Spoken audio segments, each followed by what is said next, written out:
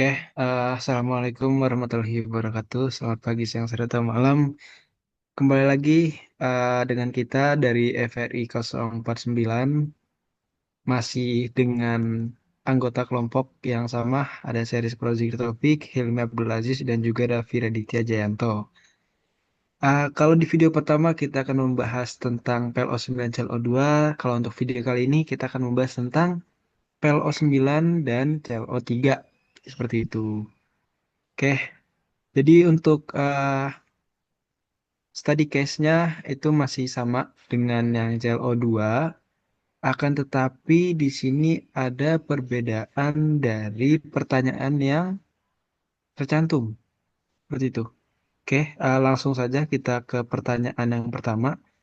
Jadi di sini menurut tim, tipe leadership apakah yang sebaiknya digunakan oleh supervisor dan manajer dalam menghadapi perubahan dalam organisasi tersebut? Ini harus dijelaskan jawabannya dengan mempertimbangkan kondisi berikut. Yang pertama itu, terdapat penjelasan teori kepemimpinan yang terperinci dan juga sistematis. Lalu yang B itu terdapat bukti-bukti dalam kasus yang memperkuat jawabannya. Lalu untuk pertanyaan kedua itu adalah, apakah tantangan perusahaan untuk berubah? Di sini gunakan teori perubahan dari Kurt Lewin untuk menjelaskan tantangan perusahaan. Sama seperti yang A, itu terdapat penjelasan teori perubahan yang lengkap dan juga terperinci. Dan yang B adalah terdapat bukti-bukti yang ditunjukkan dalam kasus untuk memperkuat jawaban dari kelompok kami. Selanjutnya boleh dijelaskan oleh Hilmi. Baik, untuk menanggapi tentang pertanyaan kenapa milih apa tipe leadership apa itu yang sebaiknya digunakan oleh supervisor. Itu eh, kita ada pemimpinan tuh ada kemampuan seorang untuk mempengaruhi, mengarahkan, dan mengkoordinasi individu atau kelompok agar mencapai tujuan bersama. Itu tuh menurut Dorhaus 2016. Di kepemimpinan adalah suatu proses yang mana seorang individu mempengaruhi sekelompok atau orang yang mencapai tujuan bersama. Jadi, untuk pendekatan dan teori kepemimpinan, kita ada 4 teori. Yang pertama ada teori sifat, teori perilaku, teori situasional dan kontingensi, dan yang keempat ada teori kepemimpinan karismatik. Untuk teori sifat, itu tuh mengatakan bahwa pemimpin lahir, bukan dibuat. Lahir dengan memiliki sifat yang dapat membedakan dia adalah pemimpin atau bukan, seperti sifat kecerdasan, kepercayaan diri, dan integritas, dan juga karisma. Namun teori ini memiliki kelebihan dan kekurangan. Kelebihan dari teori ini itu memberikan dasar dalam keidentifikasi potensi kepemimpinan. Dan kekurangannya itu yang dimiliki oleh teori ini itu mengabaikan konteks dan proses kepemimpinan. Untuk teori perilaku atau behavior theory, teori ini tuh mengalihkan fokus yang awalnya adalah siapa pemimpin ini menjadi apa yang harus dilakukan oleh pemimpin. Yang ketiga ada teori situasional dan kontingensi. Teori ini mengatakan efektivitas kepemimpinan bergantung pada sesuaian antara gaya kepemimpinan dan situasi tertentu. Ada dua pendapat, itu tuh ada menurut Fielder sama menurut Hershey dan Burchard. Untuk menurut Fielder pada 1967 pada buku A Theory of Leadership Effectiveness, efektivitas pada pemimpin itu kecocokan antara gaya kepemimpinan dan situational control. Untuk menurut Hershey dan Blackard pada 1988 pada bukunya Management of Organizational Behavior Utilizing Human Resource, itu pemimpin harus menyesuaikan gaya mereka dengan tingkat kesiapan atau kematangan bawahan. Untuk teori terakhir, kepemimpinan yang karismatik. Jadi untuk teori ini fokus pada pengaruh pribadi pemimpin yang kuat itu mampu menginspirasi dan memotivasi bawahan melalui visi dan keyakinan diri yang kuat. Selain itu, gaya kepemimpinan yang akan mempengaruhi bawahan seperti otoriter, demokrasi, delegatif, visioner, dan coaching. Pemilihan gaya kepemimpinan ini sangat tergantung pada budaya kerja, karakter bawahan, dan konteks organisasi. Untuk 1B yang akan dijelaskan oleh teman saya, Raffi Raditya Dianto. Waktu dan tempat dipersilahkan. Oke, untuk menjawab soal 1B itu kan pertanyaannya itu adalah bukti-bukti pada suatu kasus di PT TKK ini.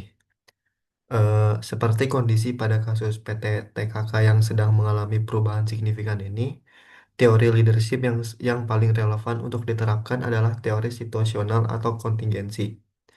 Karena kinerja kelompok yang lebih efektif bergantung pada kecocokan situasi antara gaya kepemimpinannya.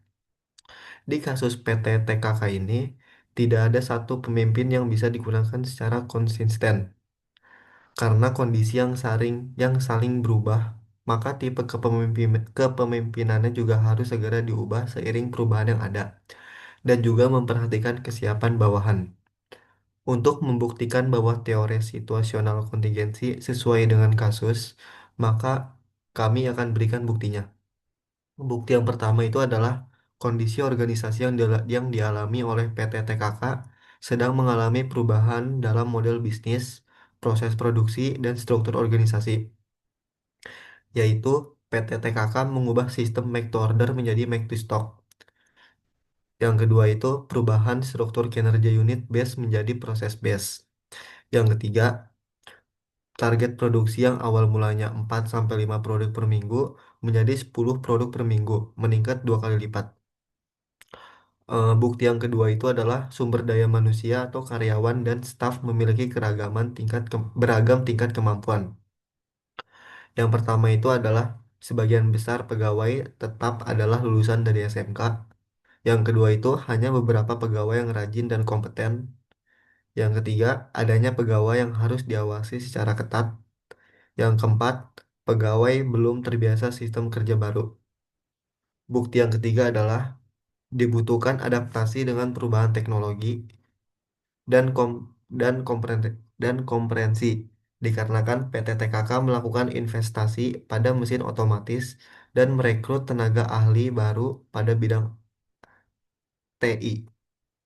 Ini menjadi bukti bahwa dibutuhkannya adaptasi dari tim sebelumnya dengan tim yang baru.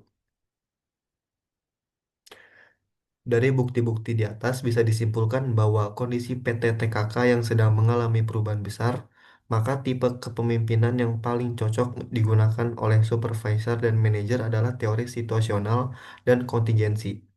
Dengan adanya teori ini, supervisor dan manajer akan lebih efisien dan fleksibel dalam mengarahkan tim, dan akan membina kerjasama antara pegawai serta dapat mengelola perubahan secara efektif.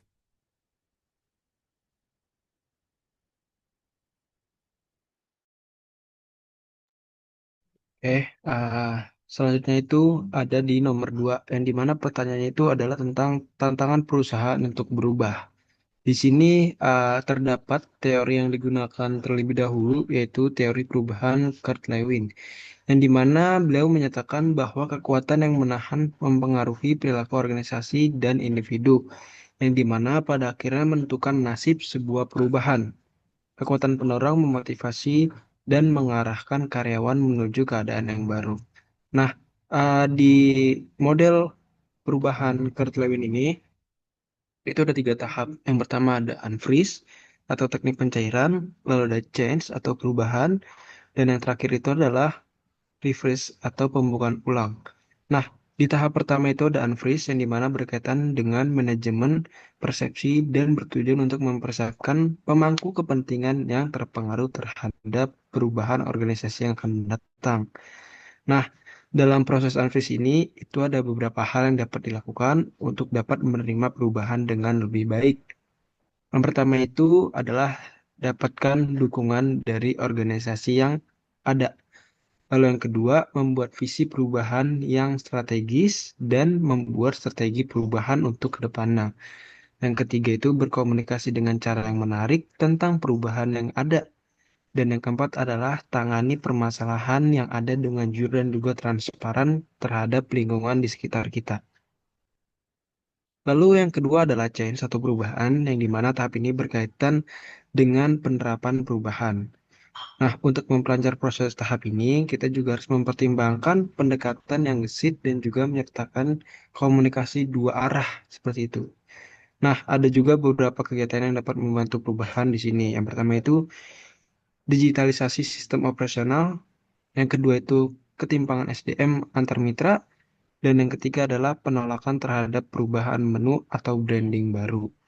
Dan tahap terakhir atau revise atau juga pembukuan ulang itu adalah berpindah dari fase transisi menuju ke proses yang lebih stabil atau menuju stabilisasi, di mana di tahap pembukuan itu dilakukan secara kembali. Namun, jika pemimpin perubahan gagal memperkuat perubahan, anggota lain dapat kembali ke perilaku sebelumnya. Nah, supaya hal tersebut tidak terjadi, ada beberapa kegiatan yang mampu membantu perubahan. Yang pertama itu memberi penghargaan kepada juara perubahan atau wording. Lalu yang kedua adalah kumpulkan aspirasi anggota secara teratur. Lalu yang terakhir adalah menawarkan pelatihan sesuai permintaan. Nah, di sini juga terdapat argumentasi jawaban atau memperkuat jawaban, di mana tadi sudah dijabarkan juga ada 3 tahap. Nah, pada kasus PT TKK ini, perusahaan itu khawatir terhadap perubahan dari segi pergantian SDM. Yang semulanya itu kebanyakan stafnya adalah lulusan dari SMK yang bekerja secara manual dan beralih menjadi karyawan lulusan S1 yang dimana ahlinya itu adalah dalam pengoperasian mesin-mesin otomatis. Nah, kalau dalam proses Anfris ini, perusahaan itu menginginkan untuk memenuhi demand mesin kopi rumahan. Seperti itu. Dengan adanya kasus seperti itu, perusahaan merencanakan pergantian SDM yang tadi sudah saya jelaskan dari awal SMK menuju S1. Selain itu juga perusahaan di sini yang tadi sudah dijelaskan juga oleh Hilmi, awalnya itu MTO atau make to order dan menjadi MTS atau make to stock.